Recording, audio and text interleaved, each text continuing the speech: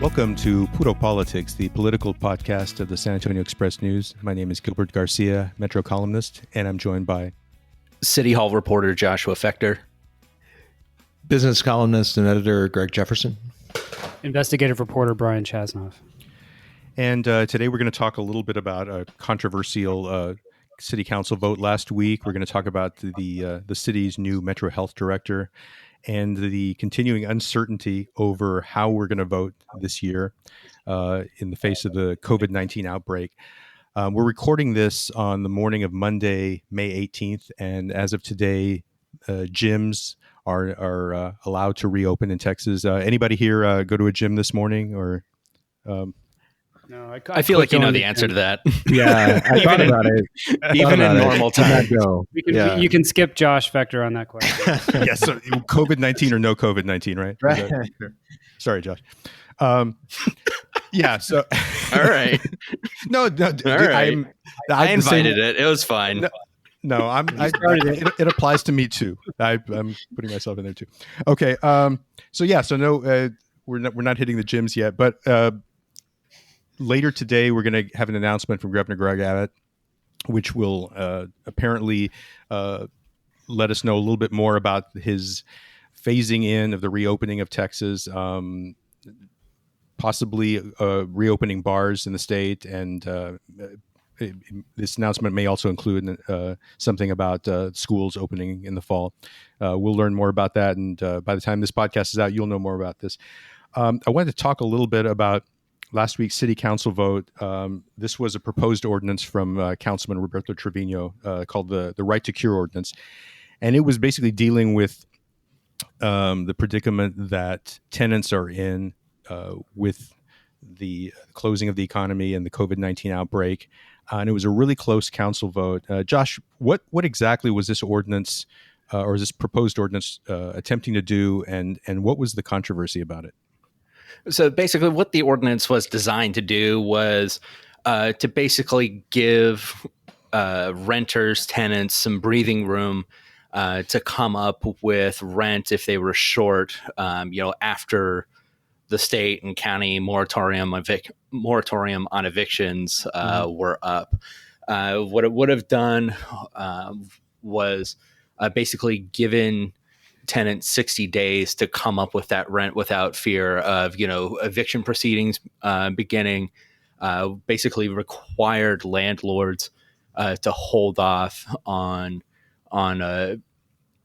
not hold off, but they would have to say, look, like we plan to evict you, but we have to give you 60 days notice at least before we do that. And it came down to a 6-5 vote. It was a split council on it.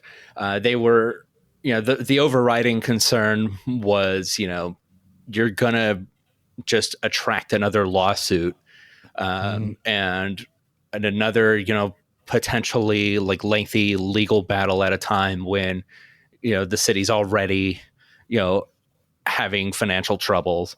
And then the other was,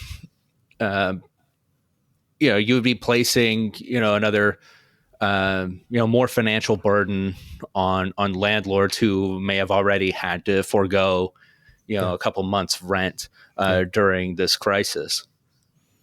I mean, this is one of those many issues we've dealt with where you've got competing rights of two groups who are both probably facing some tough times right now, the landlords and the tenants. This was something that I think was being pushed pretty hard from the Texas Organizing Project and I believe Move Texas. Is that right? Mm-hmm. Yeah. Yes, and what you're seeing right now is basically, Trevino has been sort of behind a lot of these sort of protections. He was the main force behind this. But now you're starting to see kind of like people hit that barrier of like how far, council is willing to go in terms of installing these sort of COVID related recovery protections. You're starting to see sort of where sort of the boundaries are on this debate. So this in addition to, being its own little bubble of controversy can offer you some kind of a preview. This was something that was vehemently opposed by the city's landlords. The San Antonio Apartment Association came out against it.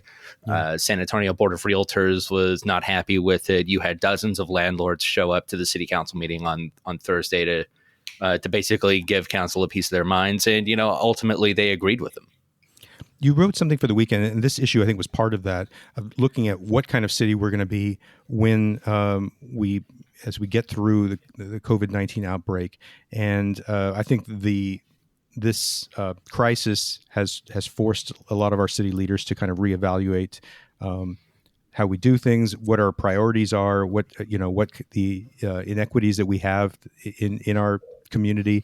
I mean, what is your sense about what we're going to what kind of city we're going to have, or how the municipal government's going to approach things once we come out of this?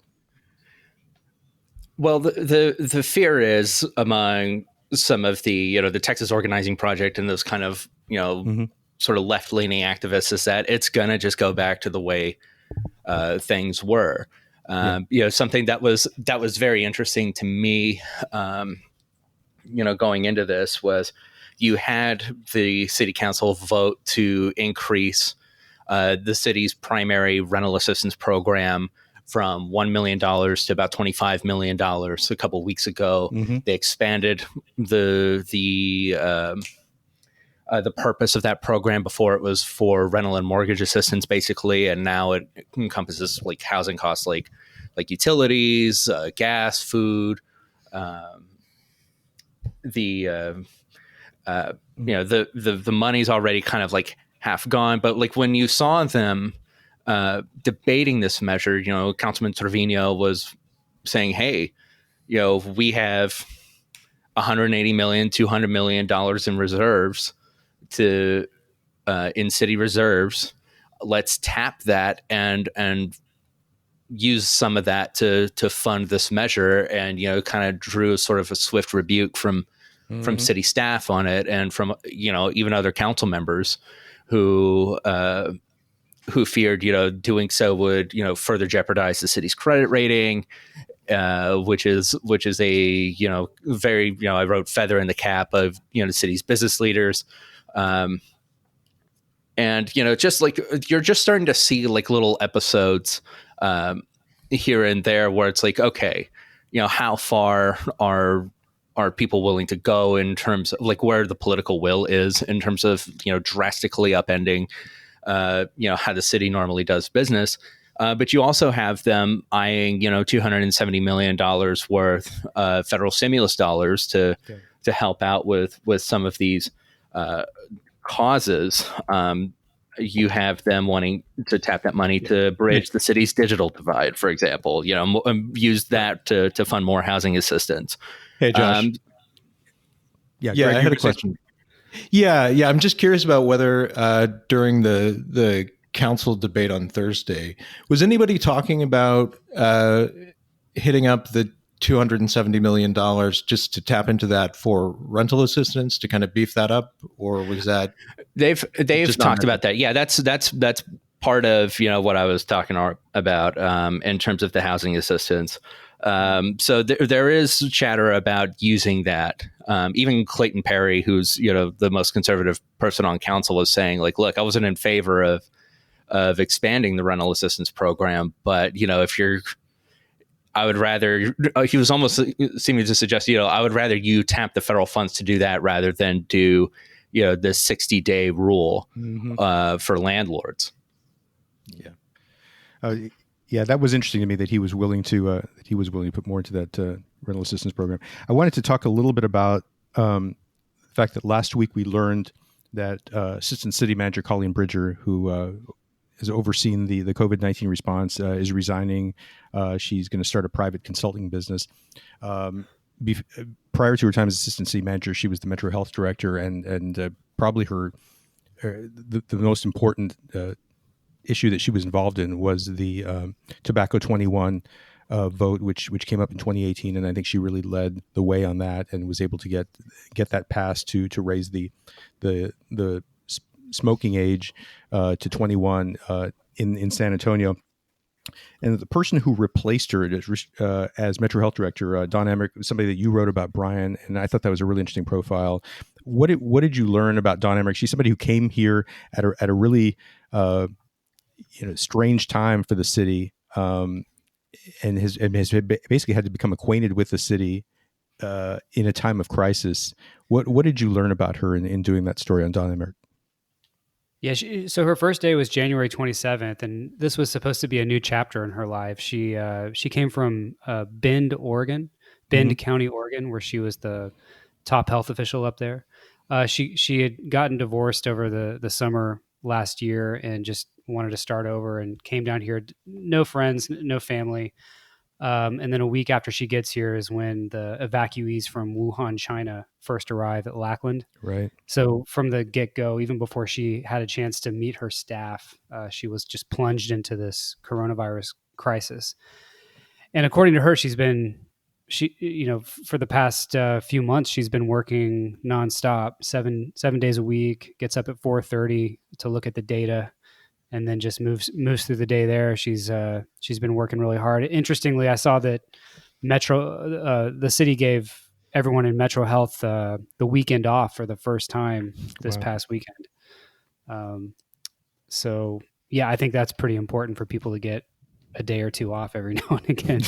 What do you think the thing is that as far as what the stamp that she's brought to that department, has it been her focused on testing, or what do you think has stood out? Yeah, I spoke to her boss, her previous boss up in Oregon. He called her innovative, and I think that that's certainly been true of her time in San Antonio. For example, one real clear thing that she did that sort of anticipated where the state was moving was she instituted universal testing in congregate settings, such as nursing homes, weeks before Greg Abbott ordered that everyone in the state do that. So she was ahead of the governor on that. There's also smaller things like she has been really, really proactive in taking a look at what's going on the ground in a real granular fashion. She has deployed teams of Metro Health workers to go out to hotspots, and by hotspots, just the zip codes where cases seem to be increasing, or where we have more cases than other zip codes. And she sends them out there, and they literally just canvass the area and look for people who might not be social distancing, businesses that might not be using the right strategies, to keep people socially distanced. And when I shadowed her at the Emergency Operations Center for one day last week, and I was there when she got the first look at this tool, this block walking tool, online, tool that workers could use to see where they've all been, and where there might be some problems out in the city. So I think she's been real proactive, and Bexar County is looking a lot better than other urban centers in Texas. So I think she certainly deserves some of the praise for that. Yeah, that's really true. I mean, within weeks of her getting here, the city basically, we kind of shut down and people started quarantining themselves. Has she had a chance to really get to know the city yet? I mean, it's probably hasn't really been possible to really experience the city. Not at all. Yeah. No, she even made a point to say that she doesn't understand. She has no concept of San Antonio pre-COVID. And I felt bad for her because she actually thought she had the virus. She actually thought she had caught the virus, but it turns out she just had allergies, and she'd never had allergies before she came to South Texas. Interesting. Yeah, that's relatable. Yeah. So how much of her work going forward does she think is going to be devoted? I mean, after this wave of the pandemic passes, how much of her work does she think is going to be devoted to the next outbreak, testing and? Yeah. So, I mean, if you think of it in terms of the entire department, there's about 500 people who work for Metro Health, and 70% of that workforce is now deployed to COVID response. But that's unsustainable because you've got other, Metro Health has other obligations. They've got to deal with tuberculosis. They've got to deal with immunizations, all the other things that Metro Health is responsible for with public health. Right. And actually, when I was interviewing her, she was in the midst of restructuring the department so that I think it was reducing the number of Metro Health employees to just 30% who are devoted to COVID. So there's going to be a reduction in the focus necessarily, because there's other things going on. Before we wrap things up today, I wanted to talk a little bit about the issue. This is one that we've discussed in recent weeks, and it's still unresolved. The issue of how we're going to vote this year, both in the July runoffs and in the November general election. Because of the COVID-19 outbreak, there's been a movement across the country to have states that have limited mail-in voting, and Texas is one of those states, to try to expand mail-in voting so that it isn't restricted in the case of Texas to simply people with disabilities or who are 65 or over or out of the county at that time, and allow for the concerns that people have about voting in person because of COVID-19. So I think we got like a fifth member of the team here, but That's not my awesome. dog. That's awesome. Max, my dog, gets really worked up about mail-in balloting, as you can imagine. Well, I know, and I've talked on the show before about my love for the new Fiona Apple album, and one of the things that's great about it is on the title song, they're like dogs barking in the back because it was recorded at home, and they're dogs barking, and she just like lets the track just go on for about like a minute, and you got like 2 or 3 dogs just barking at each other, and it just with some like organ music underneath. So anyway, so I'm pretty much sums up this podcast. It is very much in tune with this podcast. So you've had Greg Abbott and Attorney General Ken Paxton, who have been really opposed to expanding mail-in voting. You've had Ken Paxton actually threatening local officials, and I think he was really targeting Harris County Judge Lena Hidalgo, saying that you cannot encourage people who don't have a disability to claim a disability when they apply on the grounds that they might be afraid of contracting COVID-19. We had the Texas Democratic Party suing over this. Last Thursday, we had the Bexar County Commissioner's Court. It was an interesting move. They passed a non-binding resolution, which was led by Commissioner Justin Rodriguez, basically saying that the county was in support of people who had fears about contracting this because there is no vaccine and people are susceptible to catching it.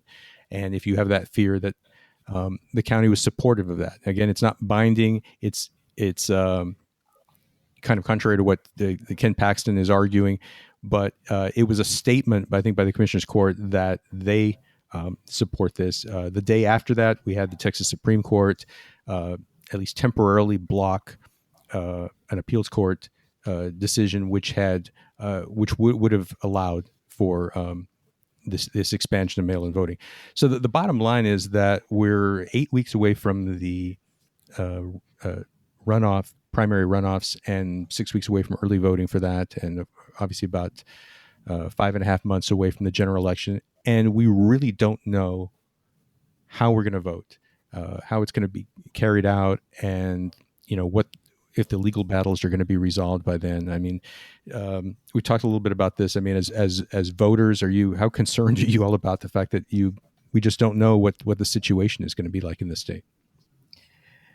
Yeah, I mean, there are really two currents here. I mean, one is, you have a long-standing fear among Republican elected officials about voter fraud, which they are really hard pressed to prove, but yet it's a concern of theirs. And at the same time, you've got this push to reopen Texas, to Right. bring everything back online, just like it was before. And they're in a hurry to do so. And this is a collision of those two things. I don't know. It's up to the courts to see how it plays out. It's going to be really, really bothersome, though, if voters who don't want to stand in line, who don't want to go to polling places out of fear of the virus, have no other recourse, and they just stay home and they don't have a say. I mean, that's the problem. That's alarming. Yeah, that's the problem. And that's why I think when we look at polling, for example, in the presidential race between Donald Trump and Joe Biden, I mean, I'm constantly I'm telling myself, I mean, that to me there's this big X factor of like how's the election going to be administered in all these states, and how willing are people going to be to turn up. I'm curious if we lived in a state that had universal mail-in voting. In other words, all registered voters automatically got a mail-in ballot, and they had that option if they chose to do it. Would you all vote by mail rather than going in person? I would. Yeah. Yeah, I would too. Yeah. Okay. Josh, buddy, how about you? Thinking about it. Josh is going to be too busy going to the gym. Well, yeah, I got to catch up. I'm always like hesitant to say either way on this because I fear like, any words being taken as sort of prescriptive of like where the virus is going to be, and it's just like it's so hard to know. And like part of the stress of this, other than my normal indecision, it's just kind of, it's just kind of like it's like in the way, it's just like you just don't know how the virus is going to shape up. I mean, all right now is what health officials are telling us, which is we anticipate a second wave, and you see, Texas elected officials kind of, not really taking that into account in their current decision making, as far as where they're coming down in terms of this fight. But I mean, it should also be noted that this is just the latest saga in sort of the voting rights saga here in Texas. That's right. I mean, this is really like, as you say, the latest chapter. We've had years of voter ID battles, which involved Republicans pushing hard for voter ID, Democrats saying that this was disenfranchising, and that battle is playing out now over mail-in voting. So it's an ongoing war, and the issues change, but it basically comes down to Republicans arguing against fraud or concerns about fraud, and Democrats saying that the measures Republicans are pushing are disenfranchising. So, I mean, I think there's just this big question mark surrounding this year's elections, and all the candidates in the runoffs are feeling the same way. They're also not only limited by how much they're able to campaign, but they really don't know who's going to turn up. So on that note of uncertainty, I think we're going to wrap things up, and just to kind of like a little feel-good conclusion. I want to thank you all for listening, and we're going to catch up with you next week. Take care.